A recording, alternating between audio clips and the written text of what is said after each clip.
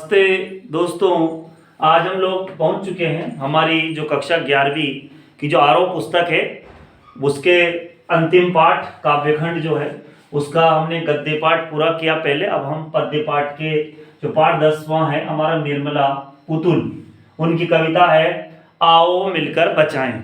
और इसी कविता को हम लोग इसी के प्रश्न उत्तर देखेंगे। और ये कविता एक आदिवासी लोगों के विकास के लिए है, एक संथाली लोगों के विकास के लिए है। और इस कविता के जो प्रश्न हैं उनके उत्तर को हम लोग आपके सामने रखेंगे। इससे पहले मैं आपसे निवेदन करता हूं कि जो भी मेरी वीडियो देख रहा है वो मेरे चैनल को सब्सक्राइब करें, बेल आइकन को दबाएं साथ में ये मेरा इंस्टाग्राम चैनल lalit.gupta67, चाहे तो आप इसको भी फॉलो कर सकते हैं। इसमें भी पढ़ाई से संबंधित रील और वीडियो देख सकते हैं। और ये मेरा मोबाइल नंबर है 9587854117। हिंदी विषय से संबंधित कोई भी व्याकरण है, कोई भी आपको जानकारी चाहिए या पाठ से संबंधित कोई भी विषय वस्तु की जानकारी लेनी हो तो आप मुझसे व्हाट्सएप पर प्रश्न कर सकते हैं, साथ में मुझे फ़ोन लगा सकते हैं। और ये मेरा YouTube channel Lalit Gupta sir 560, आप इसको फॉलो करें, अपने और मित्रों तक इसको पहुंचाएं। चलते हैं प्रश्नों की ओर। पहला प्रश्न है, माटी का रंग प्रयोग करते हुए किस बात की ओर संकेत किया गया है? माटी का रंग जो शब्द है उसका प्रयोग किया गया है, तो माटी का रंग प्रयोग करते हुए किस बात की ओर संकेत किया, देखते हैं। माटी का रंग शब्दों का प्रयोग करके कवयित्री ने संथाल लोगों की ओर इशारा किया है, जो संथाली लोग हैं उनकी ओर इशारा किया है। इसके माध्यम से कवयित्री अपनी संस्कृति को बचाने का प्रयास करती है। वह चाहती है कि यहाँ के लोग अपनी सादगी, भोलापन, प्रकृति से जुड़ाव और जुझारूपन आदि को बचाए रखें। इसके बाद चलते हैं प्रश्न नंबर 2 पर।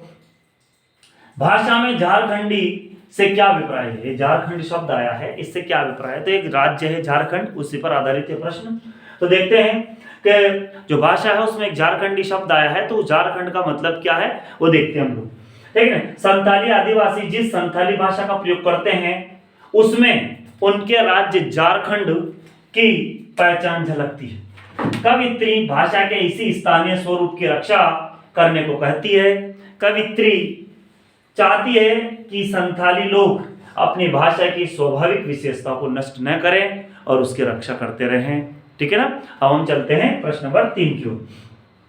दिल के भोलेपन के साथ साथ अक्खड़पन और जुझारूपन, है ना, को भी बचाने की आवश्यकता पर क्यों बल दिया गया है? मतलब दिल में मतलब भोलापन भी हो, साथ में अक्खड़पन और जुझारूपन, इसको बचाने के लिए क्यों बल दिया गया है, देखते हैं।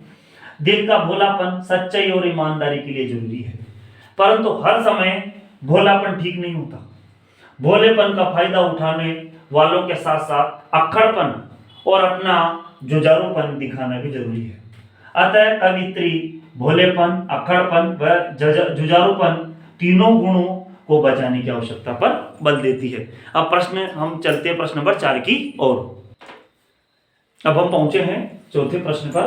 प्रस्तुत कविता आदिवासी समाज की किन बुराइयों की ओर संकेत करती है? जो ये कविता है, ये प्रस्तुत कविता जो है वो आदिवासी समाज की किन बुराइयों की ओर जो संकेत करती है, हम देखते हैं कौन कौन सी बुराइयां हैं वो। कविता में प्रकृति के विनाश और विस्थापन के कठिन दौर के साथ साथ संथाली समाज की अशिक्षा, कुरीतियों, शराबखोरी, अकर्मण्यता और अपनी भाषा से अलगाव की ओर बढ़ते झुकाव को भी व्यक्त किया गया है, जिसमें पूरी बस्तियां डूबने जा रही है। तो इन्हीं बुराइयों की ओर संकेत किया है, ताकि देखते हैं हम लोग इस दौर में भी बचाने को बहुत कुछ बचा है ना। ये जो कविता की पंक्ति है, इस दौर में भी बचाने को बहुत कुछ बचा है, इसका क्या आशय है इस कविता में देखते हैं। इस अविश्वास भरे दौर में बचाने को बहुत कुछ बचा है ना।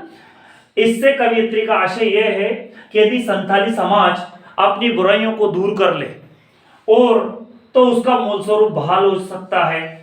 अभी उनका परिवेश, उनकी भाषा और संस्कृति में अधिक बिगाड़ नहीं आया है। यदि समय रहते वो अपनी व्यवस्थाओं को बिल्कुल सुधार ले और उनको मतलब शहरीकरण की हवा न लगे तो वो अपनी संस्कृति से वापस जुड़ सकते हैं। आगे देखते हैं प्रश्न नंबर 7 है, बस्तियों को शहर की किस आबो हवा से बचाने की आवश्यकता है ना? तो बस्तियों को शहर की नग्नता और जड़ता से बचाने की आवश्यकता है। शहरी वातावरण में वेशभूषा, एकाकी जीवन, अलगाव, व्यस्तता आदि के साथ साथ पर्यावरणीय प्रदूषण भी एक बहुत बड़ी समस्या है। इन्हीं प्रभावों से कवियत्री बस्तियों को बचाना चाहती है। इस तरह से हमारी जो यह आरोह पुस्तक है ये पूरी हुई और इसी के प्रश्न उत्तरों को हमने देखा। आपको इसके अलावा जो भी विषय वस्तु समझ में ना आए आप मुझे कमेंट बॉक्स में कमेंट कर सकते हैं और साथ में आप चाहें तो मुझे फ़ोन पे लगा सकते हैं। आप सभी का बहुत बहुत धन्यवाद। अब हम चलेंगे हमारी जो वितान पुस्तक है उसकी ओर। धन्यवाद सभी का।